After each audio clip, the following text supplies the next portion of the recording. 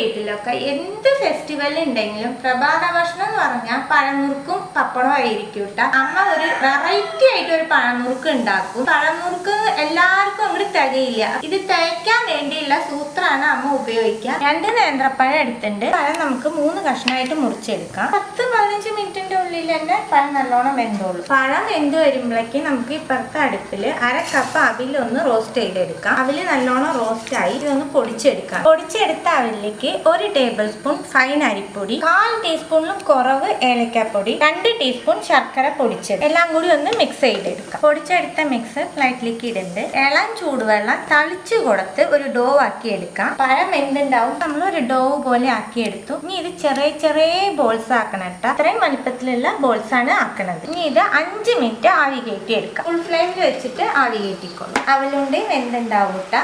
1 teaspoon നെയ്യ് ചേർക്കുന്നുണ്ട്. നെയ്യിലേക്ക് കുറച്ച് കാഷ്യൂ റോസ്റ്റ് ചെയ്തെടുക്കാം. നെയ്യിലേക്ക് 3 ടേബിൾ സ്പൂൺ ശർക്കര ചേർക്കുന്നുണ്ട്. 1 ടീസ്പൂൺ വെള്ളം ചേർക്കാം. ശർക്കര ഉരുകിയത് ഇതിലേക്ക് 1/4 ടീസ്പൂൺ ജീരകപ്പൊടി, 1/2 ടീസ്പൂൺ ഏലക്കാപ്പൊടി, ഒരു നുള്ളു ഉപ്പ്, 1/2 ടീസ്പൂൺ കറുത്ത എള്ള് എല്ലാം നല്ലോണം മിക്സ് ചെയ്ത് കൊടുക്കാം. അത് വേവിച്ച് വെച്ചേക്കണ പഴം ഇട്ട് കൊടുക്കാം. ചെയ്ത് കൊടുത്ത് 1 മിനിറ്റ് നല്ലോണം തിളച്ചോട്ടെ. നല്ലോണം തിളച്ചതിന് ശേഷം നമ്മൾ റെഡിയാക്കി വെച്ചേക്കണ ബോൾസ് ഇട്ട് കൊടുക്കാം.